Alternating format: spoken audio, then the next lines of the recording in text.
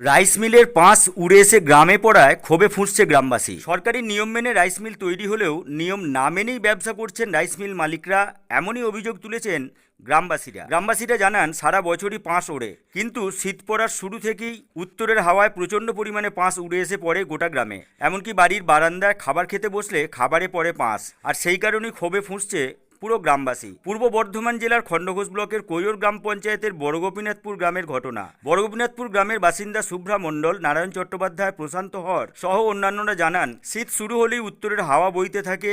বর্ধমান বোয়াইচন্ডী রাস্তা দুই দিকে রয়েছে প্রচুর রাইস মিল। সরকারি নিয়ম মেনেই তৈরি হয়েছে রাইস মিল। সরকারি নিয়ম মেনে ব্যবসা করছেন না বেশিরভাগ রাইস মিল মালিকরা। বেশিরভাগ মিলই 2 থেকে 3 শিফট করে ধান সেদ্ধ এবং ভাপায়ের কাজ হয়, ফলে দিন রাত ওড়ে পাঁশ। বসতবাড়ির জানালা এমনকি দরজা দিয়েও ঢোকে পাঁশ, তাই বন্ধ করে রাখতে হয় সারা দিন সারা রাত। সঙ্গে তো রাইস মিলের পচা জলের গন্ধ আছেই, এতে করেই বাড়ছে বহু মানুষের বিভিন্ন রোগ। পথচলতি মানুষের চোখে উড়ে পড়ছে পাঁশ। গৃহবধূ সহ অন্যান্যদের পায়ের তলা এবং গোড়ালি ফেটে যায় এই পাঁশের কারণে। জমির ধান নষ্ট হচ্ছে রাইস মিলের পচা জলে। গত বছর গ্রামবাসীরা আন্দোলন এবং সরকারি দপ্তরে অভিযোগ করাতে রাইস মিলারদের নিয়ে বৈঠক করেছিলেন খণ্ডঘোষ ব্লকের বিডিও এবং যুগ্ম বিডিও। তদন্তও করেছিলেন আধিকারিকরা। 3-4 মাস ধরে পাঁশ ওড়া বন্ধও হয়ে গিয়েছিল, কিন্তু আবার সেই একই সমস্যা। গ্রামবাসীরা সরকারি দৃষ্টি আকর্ষণ করতে অনুরোধ করেছেন। শিল্প হোক, ব্যবসা বাণিজ্য হোক, কিন্তু গ্রামবাসীর ক্ষতি করে নয়। খণ্ডঘোষ ব্লকের কৈয়র গ্রাম পঞ্চায়েতের প্রধান শাহজাহান মণ্ডল বলেন, গত বছর পঞ্চায়েত এবং বিডিও অফিসে অভিযোগ জানিয়েছিল গ্রামবাসীরা। সেই অভিযোগের ভিত্তিতে রাইস মিলারদের নিয়ে বৈঠক করা হয়েছিল বিডিও অফিসে। তারপর তদন্ত করে দেখার পর পাঁশ ওড়া বন্ধ হয়েছিল। গ্রামবাসীরা এই বছর এখনও পর্যন্ত কোনো অভিযোগ জানায়নি। অভিযোগ করলে ব্যবস্থা নেওয়া হবে এবং যাতে করে পাঁশ ওড়া বন্ধ হয় তারও ব্যবস্থা নেওয়া হবে। শীতের হাওয়া শুরু হয়ে গেছে, তার সাথে সাথে আপনারা কি বলছিলেন যে কি অসুবিধা হচ্ছে আপনাদের? ওই যে চারপাশে যে মিলগুলো এখন তৈরি হয়েছে, ওই মিল থেকে যে পাঁশগুলো উঠছে, হাওয়ার মানে যতই হাওয়া বাড়ছে তত মিলের পাঁশ আমাদের বাড়ি সব ভর্তি করে দিচ্ছে। একদম ঘর দুয়ার থেকে ছাদে তো যাওয়াই যায় না, সারাদিনে একবার গেলেই পা ভর্তি হয়ে যায়। তার সঙ্গে সঙ্গে ঘর দুয়ার একদম ভর্তি। সারাদিন 3-4 বার করে জল দিয়ে মশা হচ্ছে, তা সত্ত্বেও পরিষ্কার রাখা যাচ্ছে না। দরজা জানালা খুলে রাখতে পারছেন? দরজা জানালা তো খোলাই যায় না, প্রচুর পাঁশ। তো একদম কি বলবেন সরকারিভাবে কোনো মানে ব্যবস্থা নেওয়া? সরকারিভাবে এটা একটা ব্যবস্থা নেওয়া উচিত, তা নাহলে তো নাকে চোখে মুখেও তো সব এই পাশগুলো ঢুকছে, মানুষের অনেক ক্ষতি হতে পারে পরবর্তীকালে। কোথায় এটা এটা কোথায়? বড় গোপীনাথপুর, পূর্ব বর্ধমান, ব্লক? খণ্ডঘোষ। আপনার নাম? শুভ্রা মণ্ডল। আপনার বাড়ি কোথায়? আমার এখানেই বাড়ি, বড় গোপীনাথপুরই বাড়ি। শীতের শুরুতেই ঝলকা হাওয়া, তার সাথে উড়ছে পাঁশ। কি বলবেন, কতটা সুখে আছেন এই পাঁশের জন্য? আমাদের গ্রামটি প্রায় প্রতি বছরই এই অবস্থা হচ্ছে, বিশেষ করে শীতকালটায় এত পাঁশ উঠছে যে ঘরে টেকা যাচ্ছে না, ঘরদুয়ার সমস্ত নষ্ট হয়ে যাচ্ছে, ড্রেনগুলি সব পাঁশে ভর্তি হয়ে যাচ্ছে, মানুষের দেহেতে পাঁশ লাগছে, সর্দি কাশি হাঁচি এই সমস্ত রকমের রোগের উপক্রম হচ্ছে। চোখেও তো অনেকের পাঁশ আর পড়ছে। চোখেও তো পাঁশ পড়ে যাচ্ছে। হ্যাঁ, আস্তে আস্তে বাচ্চা ছেলেমেয়েরা স্কুল থেকে আসছে কি টিউশন করে আসছে, তাদের চোখেতে পাঁশ পড়ছে এবং সেই পাঁশ নিয়ে তারা ঘরে আসছে। 2-3 দিন তারা চোখে দেখতে পাচ্ছে না, এরকম অবস্থা।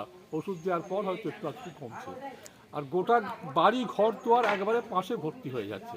ঝাঁট 3-4 বার করে মেয়েরা দিচ্ছে, কিন্তু তাতেও পরিষ্কার পরিচ্ছন্ন হচ্ছে না। কিসের জন্য এত পাঁশ?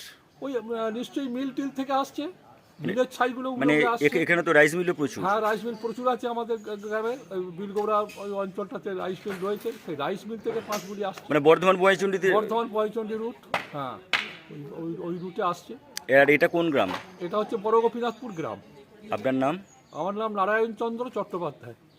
এই বড়গোপীনাথপুর গ্রামের মানুষের অভিযোগ যে তারা পাঁশের জ্বালায় অতিষ্ঠ। কী কারণে পাঁশ উঠছে বা এই যে অতিষ্ঠ বা ক্ষোভ, কি বলবেন এই বিষয়ে? বলার কি আছে, এখানে প্রত্যেকটা মানুষের প্রাণ আজ ওষ্ঠাগত শুধুমাত্র এই রাইস মিলের ছায়ার কারণে। বৈচন্ডী থেকে মোগলমারি যে রাস্তাটা, তার দুপাশে যেভাবে রাইস মিলের অনুমতি দেওয়া হচ্ছে এবং যেভাবে তারা আইনকে লঙ্ঘন করে ছাই উড়াচ্ছে, আপনারা দেখলে আপনাদের যদি এখানে বলা হয় যে 2 দিন বসবাস করুন, আপনারা এখানে থাকতেই পারবেন না। শ্বাসকষ্টজনিত কারণে আপনারা মারা যাবেন, দীর্ঘদিন আপনারা শ্বাসকষ্টে ভুগতে থাকবেন। জানেন, আমরা এই নিয়ে কতবার অভিযোগ জানিয়েছি, পার্টিতে গেছি, পঞ্চায়েতে গেছি, এখানে দুয়ারে বৈঠক হয়েছে, পাড়ায় বৈঠক হয়েছে, সেখানে অভিযোগ জানিয়েছি। তারা বলেছে ব্যাপারটা দেখেছি, তারা দেখেছেন। আমরা উপর মহলে গেছি, বিডিও সাহেবের কাছে আমরা জমা দিয়েছি দরখাস্ত, তিনি আমাদেরকে আশ্বাস দিয়েছেন।